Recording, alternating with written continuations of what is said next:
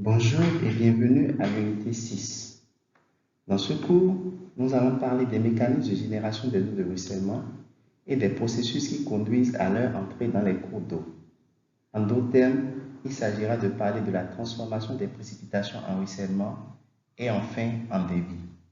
Ce cours a été conçu par Jocelyn Winninger, hydrologue et maître de conférence à IHU Delft aux Pays-Bas.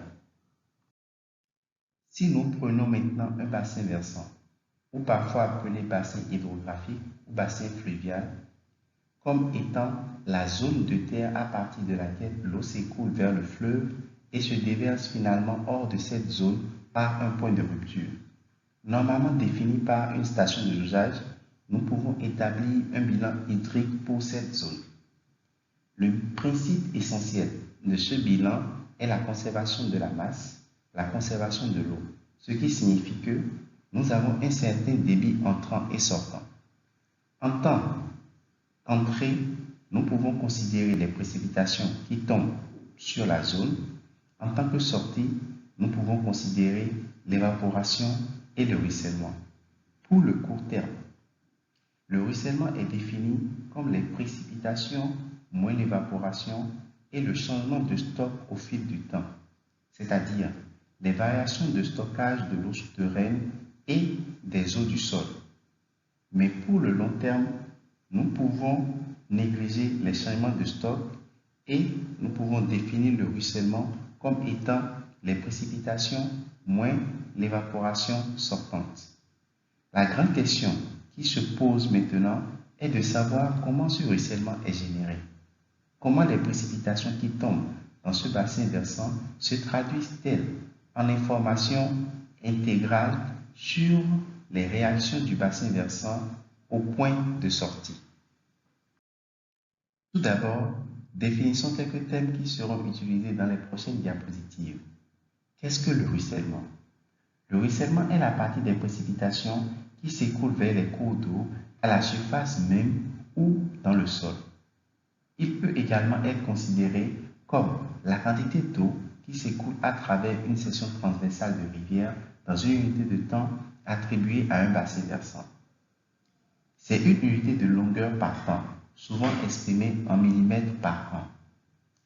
Si vous pensez à un bilan hydrique annuel, alors le ruissellement aura la même unité que les précipitations, l'évaporation et peut être utilisé dans le même bilan lui-même. Le ruissellement est composé du ruissellement de surface et du débit de base. Le ruissellement de surface est le ruissellement qui se déplace par voie terrestre vers le canal d'une rivière ou d'un cours d'eau. Les précipitations qui tombent sur le canal du cours d'eau lui-même sont incluses dans ce terme. D'autre part, nous avons le débit de base, qui est le débit d'un cours d'eau résultant des précipitations qui s'effectuent d'abord dans le sol et participent au processus souterrain. Parfois, on l'appelle aussi écoulement souterrain ou écoulement par temps sec. Le débit d'un cours d'eau est un terme plus général qui décrit le débit de l'eau dans une rivière ou un ruisseau.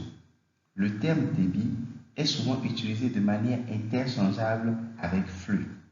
En hydrologie, le débit est le volume d'eau qui traverse la section transversale d'une rivière en unité de temps, souvent exprimé en mètres cubes par seconde. Si nous traçons maintenant les informations sur le débit comme un enregistrement connu en fonction du temps, nous créons un hydrogramme. Généralement, cela se fait dans une station de jaugeage à la sortie du bassin versant. Dans la figure en haut à droite, vous voyez un hydrogramme à long terme pour un bassin versant. Le débit est en fonction du temps, indiquant les conditions de haut débit et de bas débit de ce bassin versant. Dans la figure inférieure toujours à droite, vous voyez un hydrogramme typique en réponse à un événement pluvieux. Nous l'appelons généralement hydrogramme d'événement. La forme de cet hydrogramme est une réponse aux conditions du bassin versant. Tout d'abord, la topographie, comme la taille, la forme, les conditions de pente définissent les conditions de cet hydrogramme. Mais les types de sol, la géologie sous-jacente, les conditions d'humidité antérieure et les caractéristiques de la tempête sont également importantes. Comme caractéristique de la tempête, nous avons l'intensité des précipitations, la quantité de pluie, la durée des précipitations. L'utilisation des terres a pour caractéristique la végétation et le degré d'urbanisation qui influencent également tous deux le comportement de l'hydrogramme en réponse aux précipitations. L'hydrogramme est donc une réponse directe d'un bassin versant à un certain événement pluvieux. Pour mieux comprendre cette relation entre les précipitations et le débit, nous pouvons diviser l'hydrogramme en 4 phases, comme vous pouvez le voir sur la figure.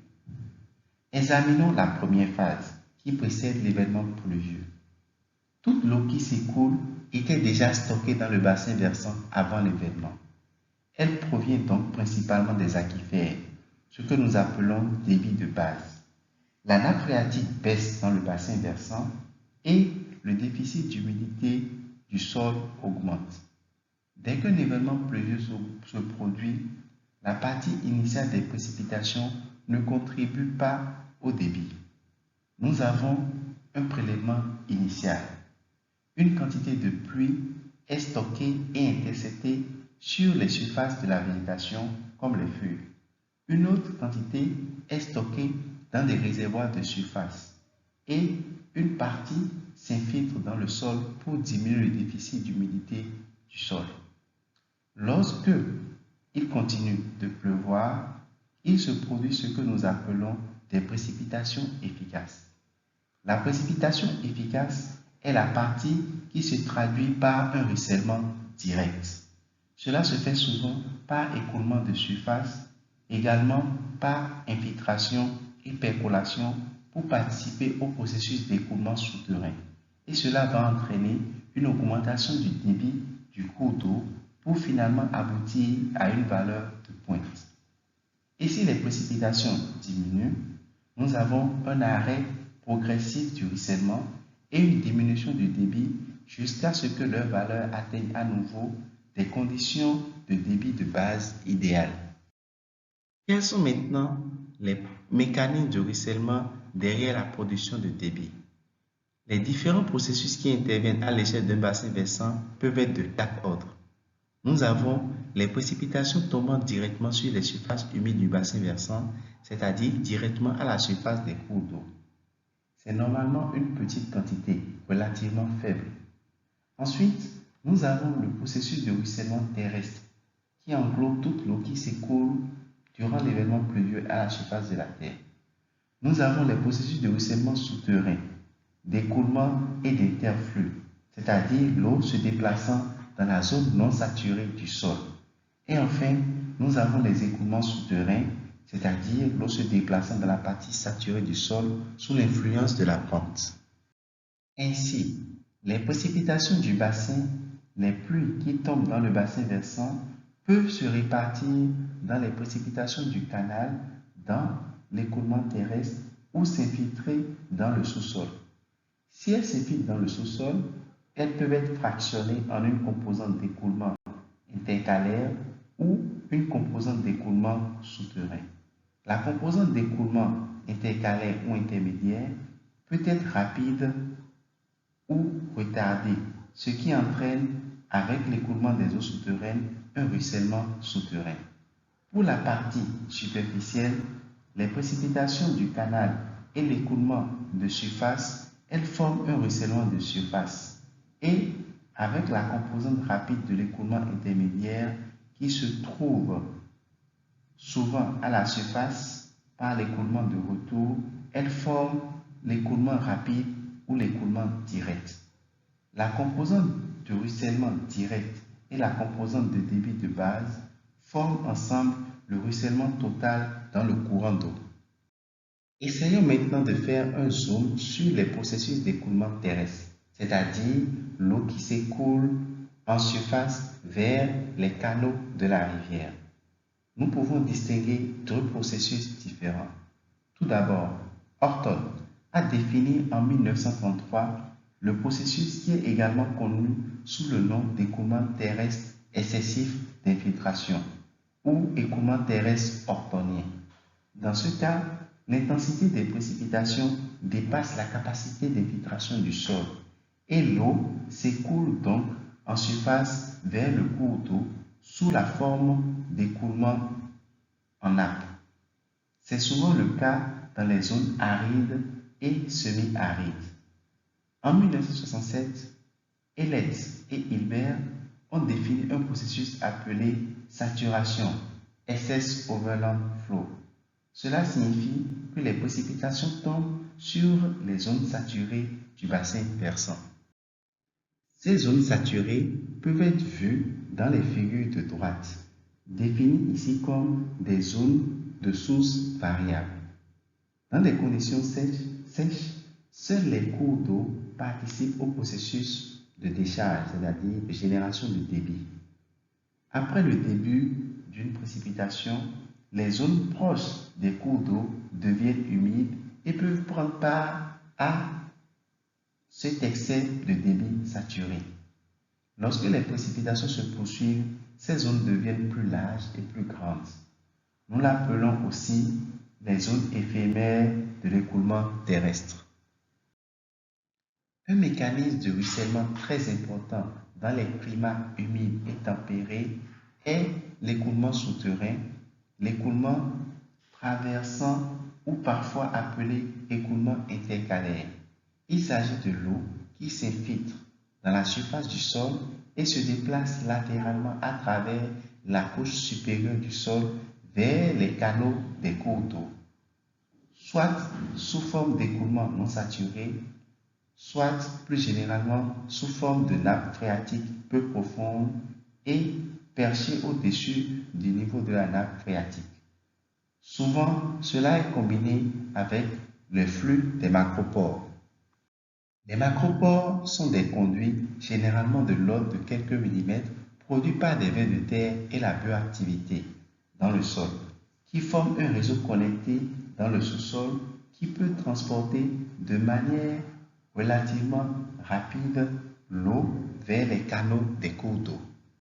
Le troisième mécanisme de ruissellement après l'écoulement terrestre et l'écoulement intercalaire serait la composante de l'écoulement souterrain. Dans une situation normale, il y aurait une exfiltration des eaux souterraines vers le cours d'eau que nous appelons débit de base. C'est ce que nous avons déjà discuté. Aujourd'hui, lors des précipitations, nous pouvons voir des composantes supplémentaires de l'écoulement des eaux souterraines qui entrent en jeu. L'un d'entre eux serait le ruissellement des eaux souterraines et le mécanisme de rétroaction de la transmissibilité que vous voyez sur la figure supérieure à droite.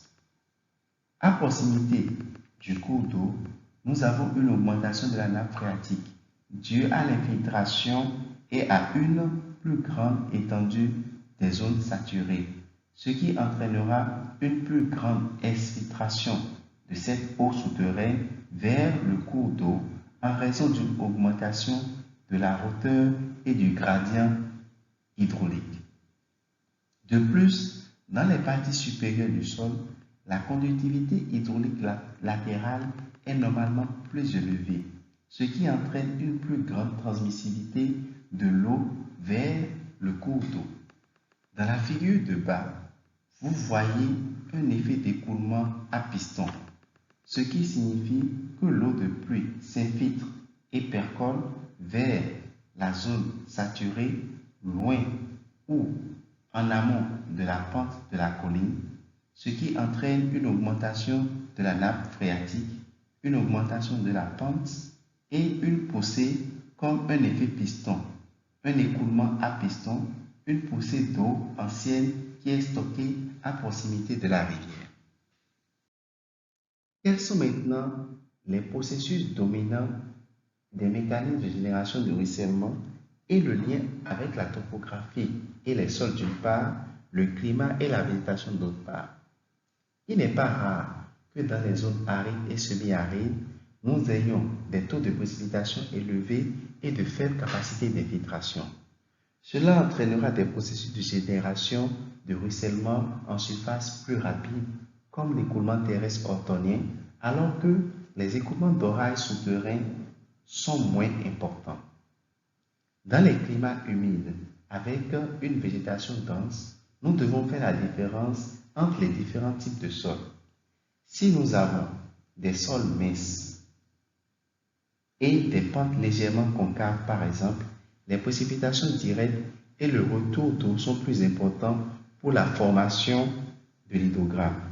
Si par contre nous avons des pentes raides, des pentes droites et des sols perméables, les composantes souterraines de débit d'orage intercalaires domineront l'hydrogramme et les pics seront produits par les effets du débit de retour et des précipitations directes. Les composantes du bilan hydrique seront également affectées dans les différents climats par ces processus de ruissellement.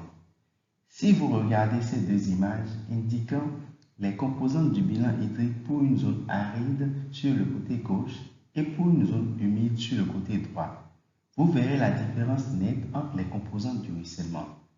Une partie des précipitations se traduit par un ruissellement de surface à droite, mais la majorité provient des eaux souterraines, car la nappe phréatique n'est pas déconnectée de la surface. Alors que dans la zone aride à gauche, la nappe phréatique est sous la surface. Elle est donc déconnectée des processus de surface. Il n'y a pas de retour et il n'y a pas de débit de base. Les cours d'eau ne s'écoulent que périodiquement ou par épisode et la majorité de la décharge ou du débit généré par des composantes est générée par des composantes de surface. Nous sommes d'accord que le climat influence la prédominance des différents processus de ruissellement. Mais il y a aussi des problèmes d'échelle dans le temps et l'espace. Si nous nous concentrons sur une échelle spatiale et que nous zoomons sur une échelle locale de parcelles de 1 fois 1 mètre, nous voyons qu'il existe des processus importants concernant les macropores, la distribution des pores, la connectivité des pores et le débit matriciel. Si vous montez d'un niveau à une échelle de 100 mètres sur 100, nous parlons de voies d'écoulement préférentielles de l'étendue de la zone saturée. Si nous montons encore d'un niveau jusqu'à l'échelle du bassin versant, environ 10 km sur 10 km, différents sols jouent un rôle et nous avons différentes zones de réponse hydrologique.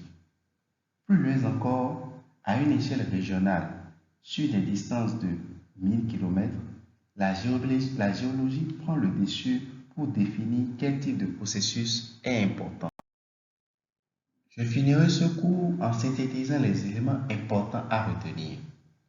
Comme nous l'avons vu, l'hydrogramme est constitué par des processus de ruissellement de surface rapide et de ruissellement souterrain qui sont plus lents. Les mécanismes dominants sont les mécanismes de surface qui comprennent l'excès d'infiltration et l'excès de saturation des écoulements de surface. Les composantes de l'écoulement intercalaire comprennent l'écoulement des macropores et les composantes de l'écoulement souterrain.